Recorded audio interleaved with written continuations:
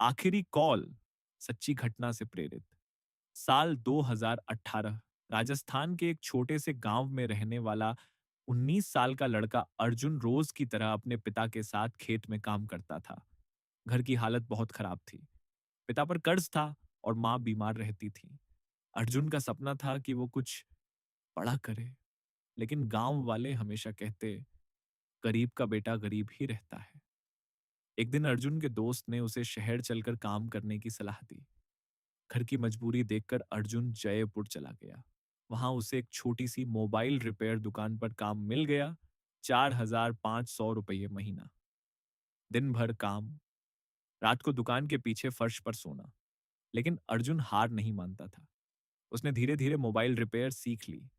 फिर यूट्यूब देखकर ऑनलाइन काम सीखने लगा। रात को 2-2 बजे तक मेहनत करता। एक रात अचानक उसके पिता का फोन आया। आवाज कांप रही थी। बेटा, बैंक वाले आए थे। अगर 10 दिन में पैसे नहीं दिए तो खेत चला जाएगा। उस रात अर्जुन पूरी रात रोया। उसे लगा जिंदगी खत्म हो गई। फिर अगले दिन उसने फैसला किया, अब या तो जिंदगी बदलूंगा या टूट जाऊंगा। उसने दिन में दुकान और रात में ऑनलाइन फ्रीलांसिंग शुरू की। शुरू में कोई काम नहीं मिला।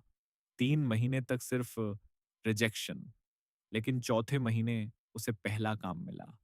800 रुपये का। वो 800 रुपये उसके लिए करोड़ों जैसे थे।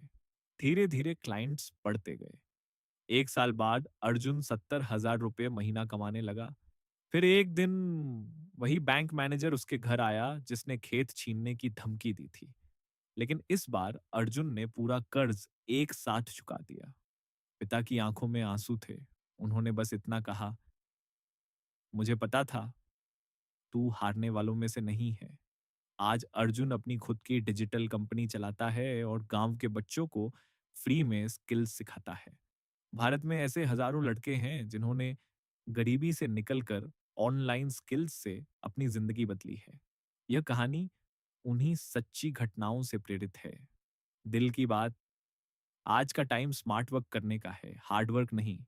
पैदा होते टाइम गरीब थे, उसमें तुम्हारी गलती नहीं। पर अगर मरते टाइम गरीब रहे तो उसमें सिर्फ तुम्हारी गलती होगी।